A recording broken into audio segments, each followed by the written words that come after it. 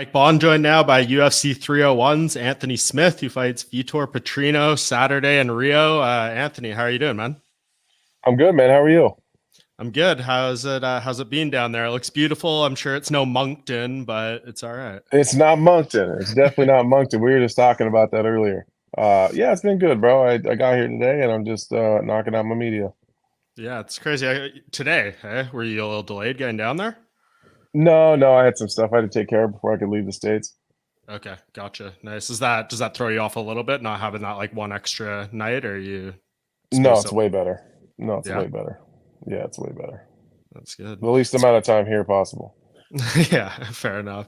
It's funny because every time I think of Brazil, I think of like the story you told me about, the first run and going through the airport, going home with Yeah, lover and stuff, right? That's like yeah. always what I think of. And I know you've been down there a few times since, but you haven't actually fought there since then, right?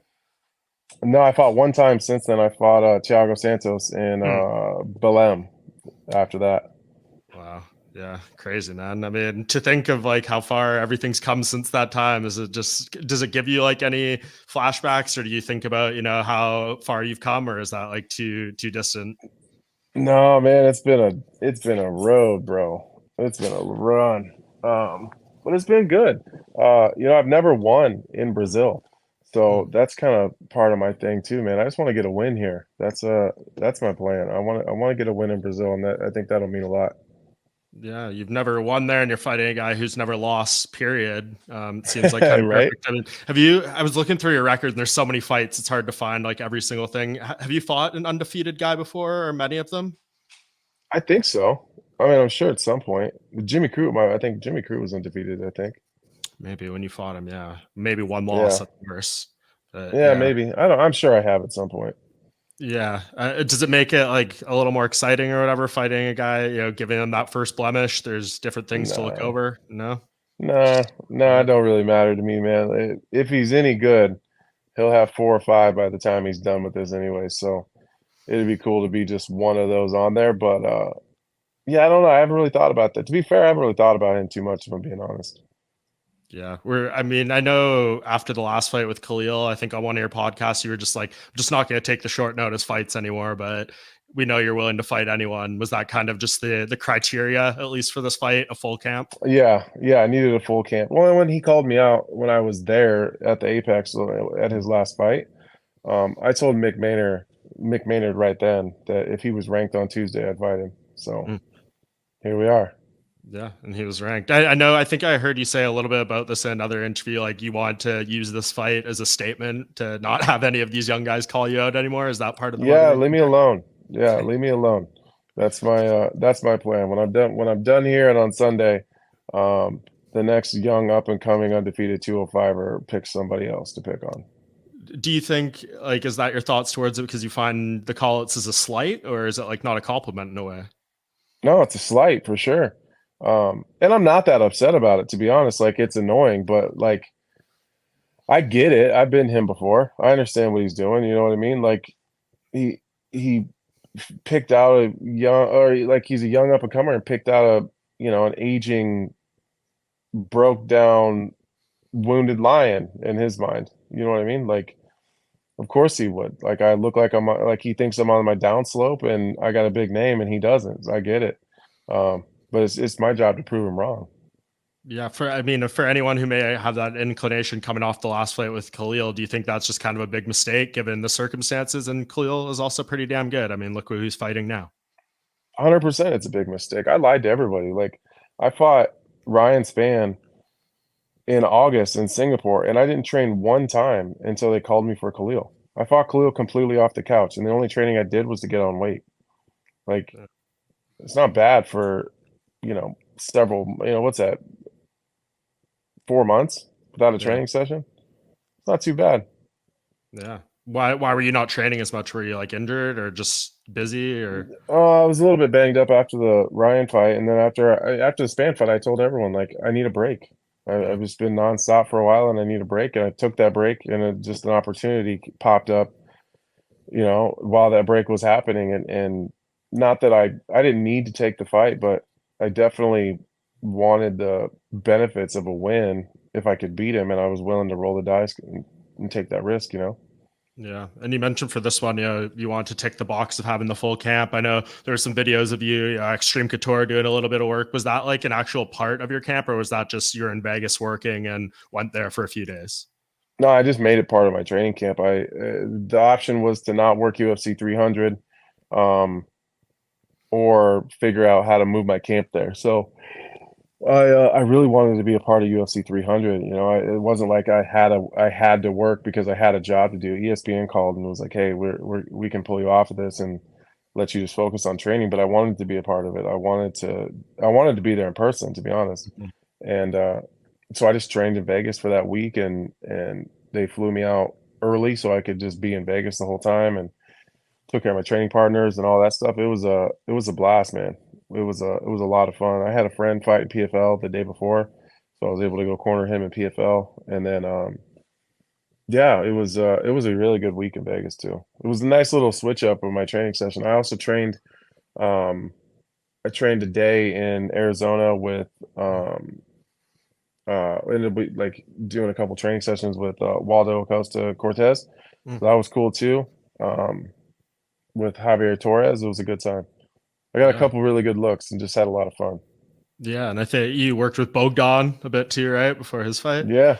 Yeah, Yeah, yeah. would you think of him? It was so funny, right? Like the best part of that fight week, I thought, was at media day when they asked Ryan Spann if they thought it was messed up. They put him against a guy who looks like you.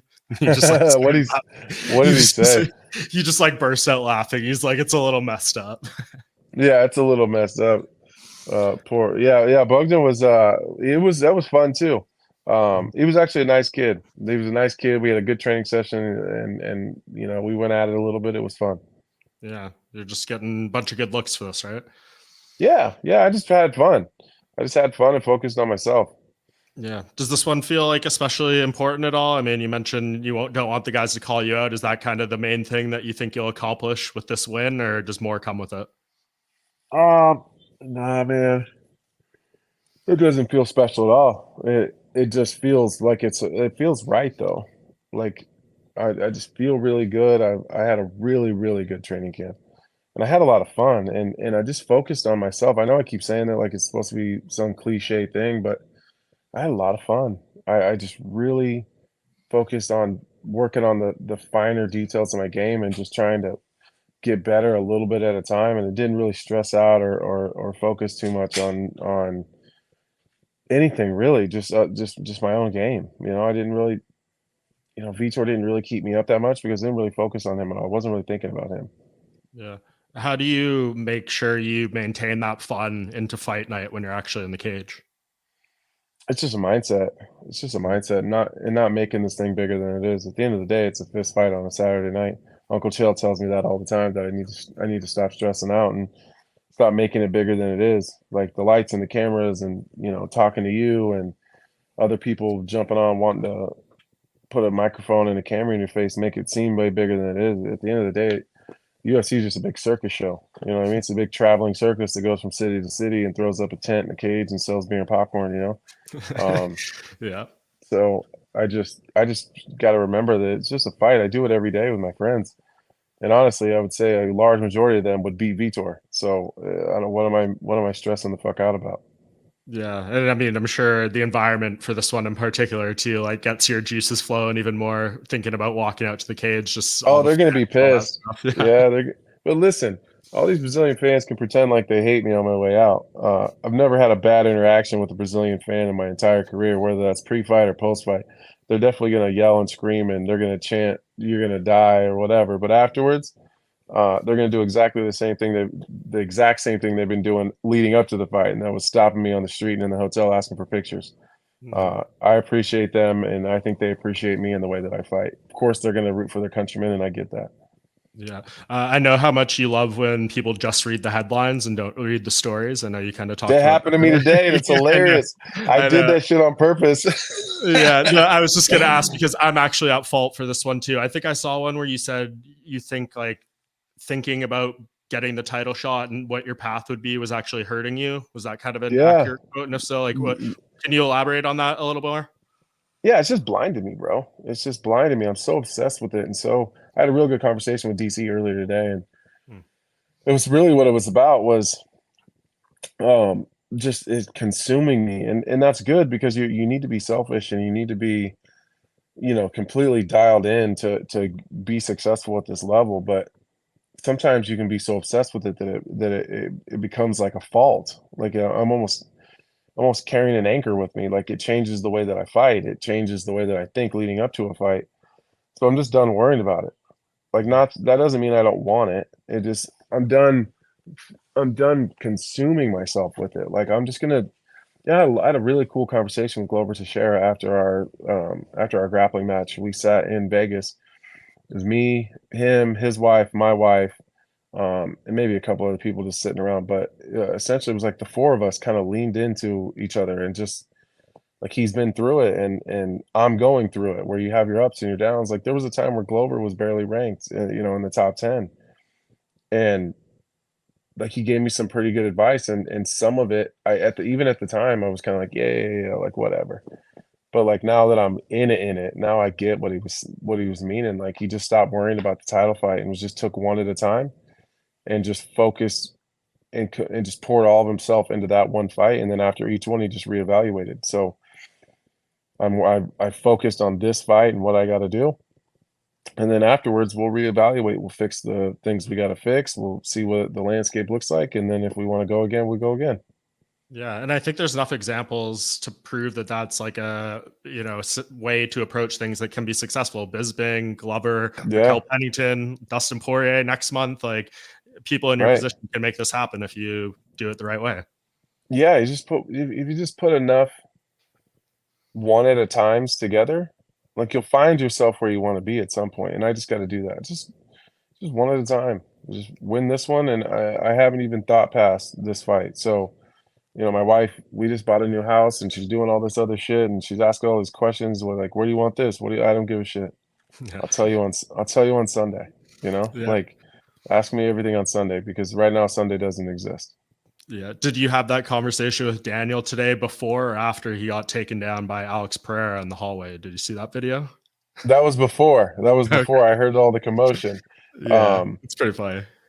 yeah, I heard all the commotion out there and I had just walked out of there with Daniel. Hmm. Well, he's down there. Have you crossed paths with Alex at all? Really funny. I was in my media day, and of course, they ask me questions, and I get talking about Alex.